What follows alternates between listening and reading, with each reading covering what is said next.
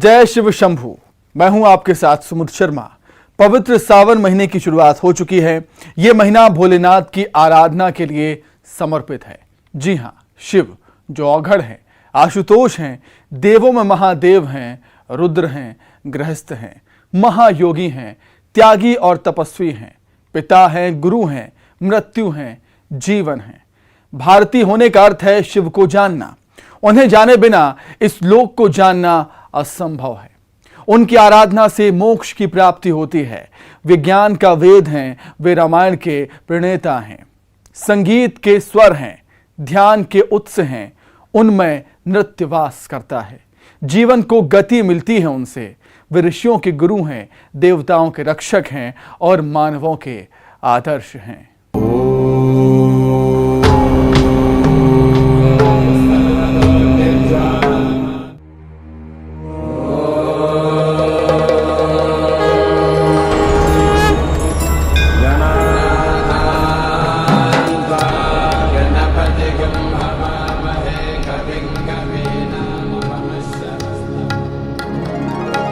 देवाधिदेव महादेव प्रजापति त्रिपुरारी।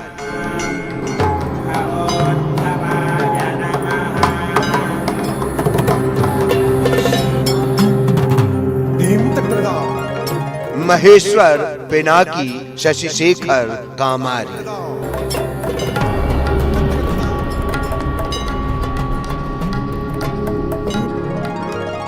महाकाल की हर महिमा है न्यारी।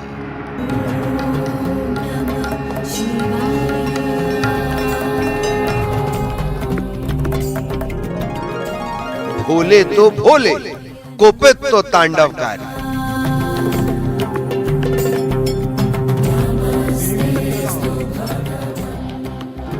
इतिहास की नगरी में विराजे गंगाधारी।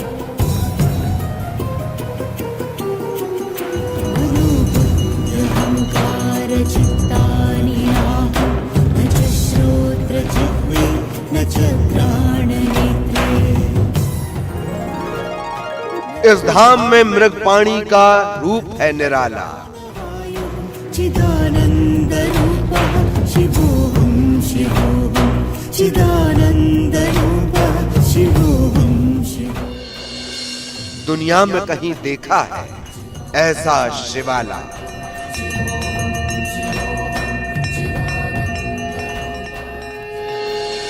शंकर शंभु पिनाकी का अनोखा दिवालाला।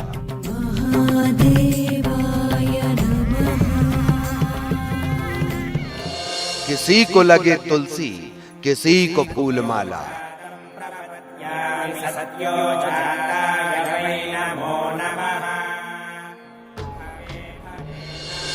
महेश्वर की माया, शिवलिंग सुगंध वाला।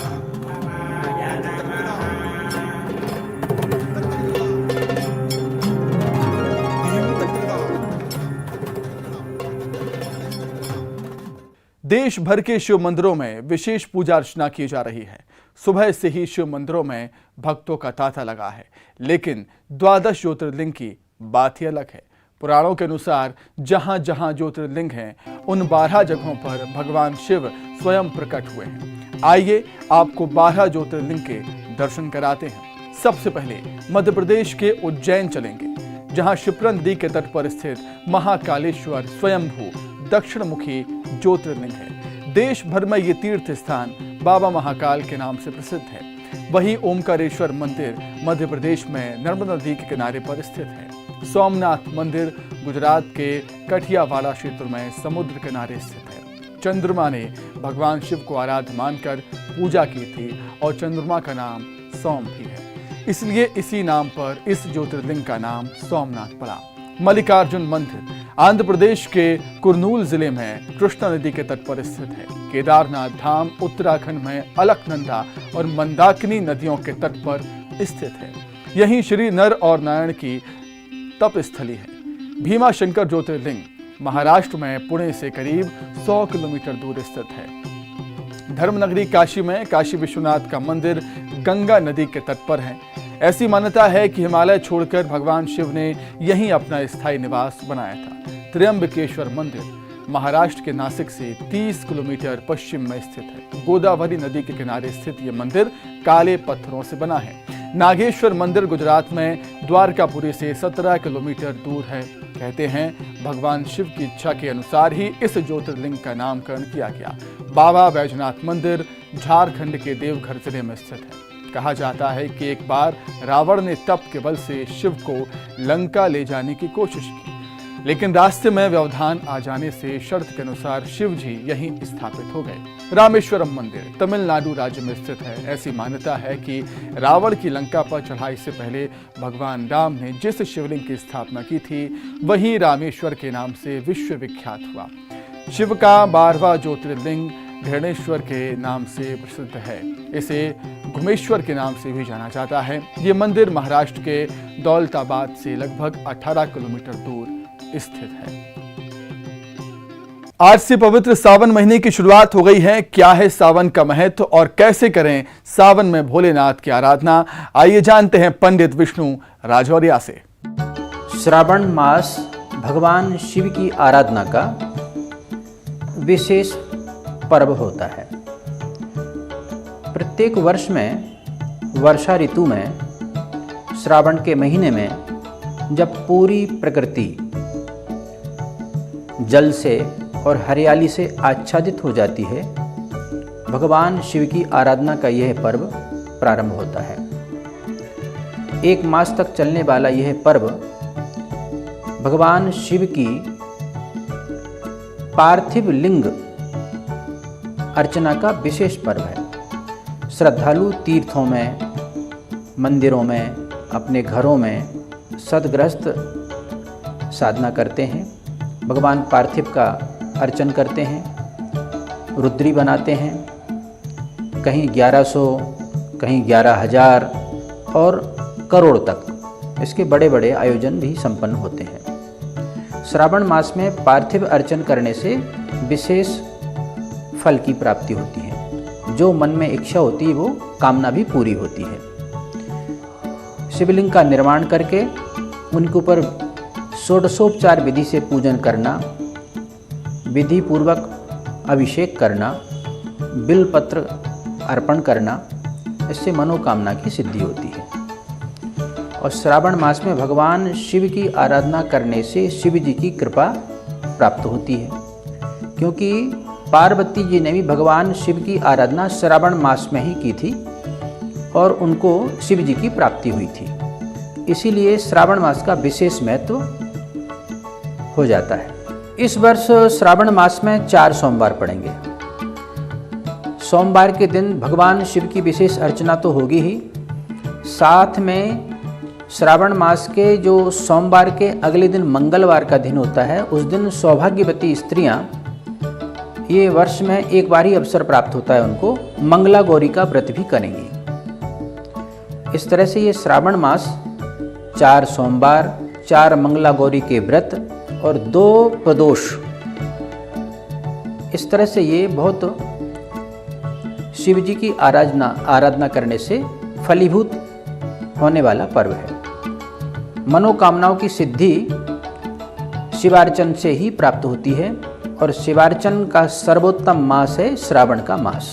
7 बार में सोमवार का दिन भगवान शिव की आराधना के लिए विशेष रूप से रखा गया है और श्रावण सोमवार तो उसमें अत्यंत विशेष है। इस दिन आराधना करने से, रुद्राभिषेक करने से, भगवान शिव की अर्चना करने से मनोकामनाएं सिद्ध होती हैं। मन में जो इच्छा है वो पूरी होती है। किसी कुंवारी कन्या का जैसे विवाह नहीं हो रहा हो, उनके विवाह में भगवान शिव की आराधना अत्यंत फलदायी है। अन्य कोई भी आपका लक्ष्य है, किसी विशेष लक्ष्य को प्राप्त करना चाहते हैं, भगवान शिव की आराधना विशेष फलदायी है। किसी का स्वास्थ्य अत्यंत दयनीय स्तर पर पहुंच गया हो, तब भी भगवान की शिव की आराधना महामृत्युंजय के साथ करने से, रुद्र पूजा के साथ करने से अत्यंत श्रेष्ठ फलदायी होती है और आरोग्यता की प्राप्ति होती है। देखिए, जैसा कि मैंने पहले बताया, भगवान शिव की आराधना करने से हमारी समस्त मनोकामनाओं की पूर्ति होती है। हमारे द्वारा जाने अनजाने में जो भी वर्ष पर्यंत राग, द्वेष, ईर्ष्या इत्यादि के रूप में कोई भी हमारे से पाप हो जाते हैं जाने अनजाने में, उन सब पापों का समूल नाश हो जाता है और व्यक्ति का हृदय पवित्र हो जाता है। प्रकृति की साधना के अनुरूप भगवान शिव की साधना करने से प्राकृतिक वस्तुओं से उनकी साधना होती है। पंचामृत से भगवान शिव का अभिषेक होता है, तो घर परिवार में किसी प्रकार की कोई कमी नहीं रहती, धन धान्य से परिपूर्ण रहता है और मांगलिक कार्य जो कि उनके अटके हुए हों वो सब मांगलिक कार्य भी श्रावण की शिवार्चन की आराधना से भविष्य में पूर्ण हो जाते हैं। तो इससे सिद्धि की प्राप्ति होती है। जो भी कार्य आपके लंबित हैं शिव की आराधना से वो पूर्ण हो जाते हैं। देखिए, यह परंपरा माँ पार्वती ने प्रारंभ की थी। पार्वती जी ने शिव आराधन करके भगवान शिव को अपने पति के रूप में प्राप्त किया था। तो यह परंपरा अनादिकाल से चली आ रही है और आज भी जो भी कन्याएं जिनके लिए अच्छे वर की आवश्यकता है और या वर जिनको अच्छी वधू की आवश्यकता है, वो भगवान शिव की आराधना करके अपने कार्य में सिद्धि प्राप्त करते हैं। तो वह परंपरा आज भी जीवंत है और आगे भी जीवंत रहेगी। तो कुंवारी कन्याएं 16 सोमवार का व्रत करती हैं, लेकिन जब श्रावण मास में सोमवार का व्रत करने से उनको अपनी मनोकामनाओं में पूर्ति हो जाती है, तो उनको लंबे समय तक व्रत करने की आवश्यकता नहीं रहती और श्रावण मास के व्रत मात्र से ही उनको लक्ष्य की प्राप्ति हो जाती है। देखिए, श्रावण मास हर प्रकार के अनिष्टों को दूर करने की क्षमता रखता है। आप नित्य नैमित्तिक कार्यों को करके प्रातःकाल से भगवान शिव की अर्चना करें तो प्रत्येक राशि वाले जातकों को सुफल की प्राप्ति होती है। इसमें ऐसा नहीं कहा जा सकता कि किसी अलग राशि को अलग फल देंगे। शिवार्चन से प्रत्येक राशि वाले के अनिष्टों को दूर करने की क्षमता है। भगवान शिव की उनको कृपा प्राप्त होती है, आरोग्य की प्राप्ति होती है, यश कीर्ति और लक्ष्मी की प्राप्ति होती है। जो भी कामनाएं होती हैं श्रावण मास में शिवार्चन से, शिव की आराधना से प्राप्त होती है। देखिए, प्रत्येक राशि वाले जातकों को जो भी सनातन धर्मावलंबी हैं, जो भगवान शिव की उपासना में विश्वास रखते हैं, उनको भगवान शिव की अर्चना अवश्य करनी चाहिए। केवल श्रावण मास में भगवान शिव की अर्चना पूरी तन्मयता के साथ और अच्छी एकाग्रता के साथ करें तो वर्ष पर्यंत उस जातक को किसी प्रकार का कोई कष्ट नहीं होगा और जो भी कार्य उनके लंबित हैं सभी कार्य संपन्न होंगे। देखिए, शिवाराधन में सर्वप्रथम है सात्विकता। मन वचन कर्म से हमको सात्विक होना चाहिए। प्रतिदिन नियमानुसार पूजन करें और भगवान की शिव की पूजन विधि तो ऐसी है कि जिसके पास जो साहित्य सामग्री उपलब्ध हो उसी से केवल जल मात्र से और बिल पत्र से भगवान शिव प्रसन्न हो जाते हैं। और शिव की पूजन अर्चना बहुत बृहद भी है, तो आप समस्त षोडशोपचार विधि, राजोपचार विधि से भगवान शिव की अर्चना करें। दुग्ध से स्नान कराएं, दही से स्नान कराएं, घृत से स्नान कराएं और शर्करा से, इक्षुरस से, पंचामृत से स्नान कराएं, चंदन के जल से, इत्र से स्नान कराएं, भांग के जल से स्नान कराएं। भगवान शिव अत्यंत प्रसन्न होते हैं। जो साधन आपके पास उपलब्ध हैं उन्हीं साधनों से आप भगवान शिव की अर्चना करें। आपको समस्त कष्टों का निवारण होगा और लक्ष्य की प्राप्ति होगी। देखिए, शिवाराधन के लिए हमारे वेदों में अनेक मंत्रों का वर्णन आता है। विशेष रूप से शुक्ल यजुर्वेद में रुद्राष्टाध्यायी है, जिसमें 8 अध्याय हैं और उसमें 5 अध्याय रुद्र पाठ के हैं। तो जो श्रद्धालु पठित हैं वो इनका पाठ करें और रुद्राभिषेक करें। अन्यथा विद्वानों को, वेद पाठी ब्राह्मणों को बुलाकर अपने घर में, मंदिर में अभिषेक करा सकते हैं। इसमें लघु रुद्र भी होता है, महारुद्र भी होता है, अतिरुद्र भी होता है। उस संख्या के आधार पर जितने पाठ होंगे उतना बड़ा अनुष्ठान भी आप कर सकते हैं और एक व्यक्ति भी कर सकता है। तो शिवाराधन अत्यंत सरल है। आपने सुना होगा कि महामृत्युंजय का मंत्र बड़े से बड़े रोगों का नाश कर देता है। यही भगवान शिव का मंत्र है। महामृत्युंजय का मंत्र संपुटित जप करने से असाध्य रोगों का निवारण हो जाता है और व्यक्ति को अंत में मोक्ष की प्राप्ति होती है। इसलिए शिव के मंत्रों की पंचाक्षर मंत्र है ओम नमः शिवाय। महामृत्युंजय मंत्र है ओम ह्रौं जूं सः ओम भूर्भुवः स्वः तत्। ओम त्र्यंबकं यजामहे सुगंधिं पुष्टिवर्धनम् उर्वारुकमिव वंदनात् मृत्योर्मुक्षीय मामृतात् स्वाहा भू ओम साजू होम ओम। ये महामृत्युंजय मंत्र है। फिलहाल यहाँ पर रुकेंगे छोटे से ब्रेक के लिए।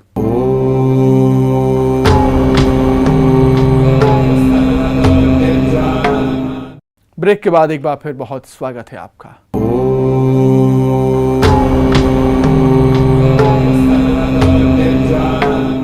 मंदसौर का श्री पशुपतिनाथ मंदिर भगवान शिव के सबसे पवित्र मंदिरों में से एक है। यहाँ भक्तों द्वारा भगवान शिव के पशुपतिनाथ रूप की पूजा की जाती है। माना जाता है कि पशुपतिनाथ मंदिर का निर्माण 5वीं और 6वीं शताब्दी में हुआ था। पशुपतिनाथ मंदिर में शिवलिंग पर भगवान शिव के 8 चेहरे चित्रित हैं। चलिए देखते हैं क्या है पशुपतिनाथ की महिमा।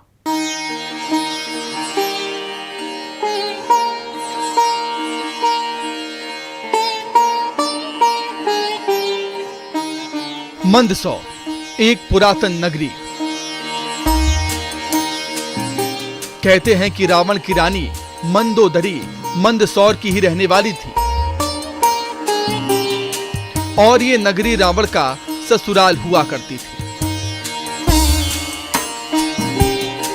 इतिहास के इसी तथ्य से समझा जा सकता है कि ये नगर कितना पुराना है और इसी पुरातन नगर में विराजे हैं देवों के देव महादेव।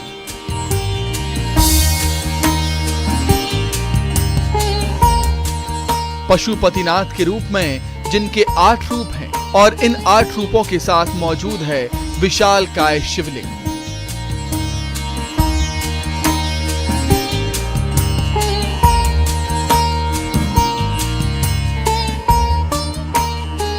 चारों अवस्थाओं में अलग अलग श्रृंगार, अलग अलग विधि बताई गई है। यह पूर्व मुख भगवान पशुपतिनाथ जी का ऊपर का बाल्यावस्था का प्रतीक है। जिस प्रकार से बालक को घुंघराल बात उसी प्रकार घुंघराल बालों की केश विन्यास बताए गए हैं। मस्तक के ऊपर बीचों बीच मोर पंख बताए गए हैं और गले के अंदर छोटी छोटी रुद्राक्ष की माला बताई गई है। कानों के अंदर 2 सर्प इस प्रकार से खड़े जिसको 2 प्रहरी प्रेरणा दे रहे हैं। भगवान शंकर जी समाधिस्थ हो अवत अवस्था शांत रस से परिपूर्ण है। दक्षिण मुख किशोर अवस्था का प्रतीक है।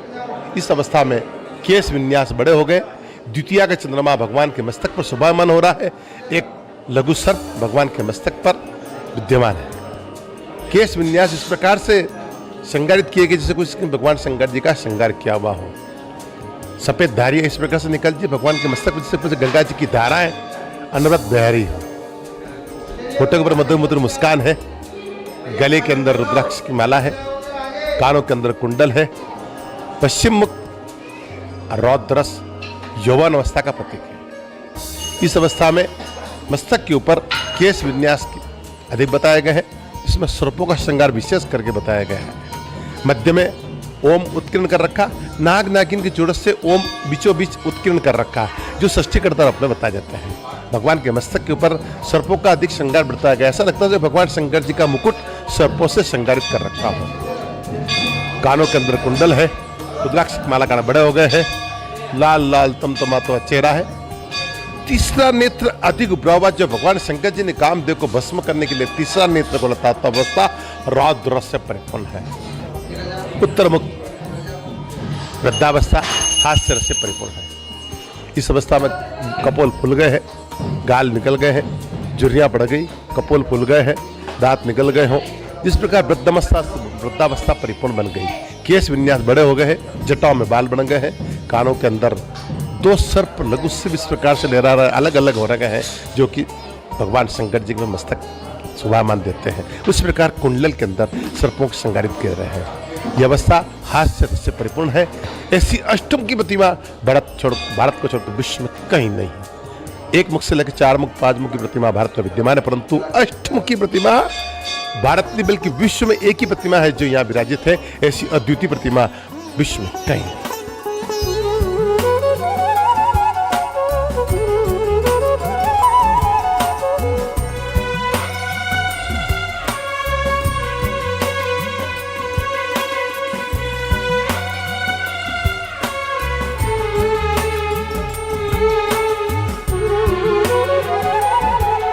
आज कुल देवी के पूजन के लिए आया था, तो इस बहाने पशुपतिनाथ जी के दर्शन हुए और पशुपतिनाथ भगवान के अष्टमुखी के दर्शन दुर्लभ हैं।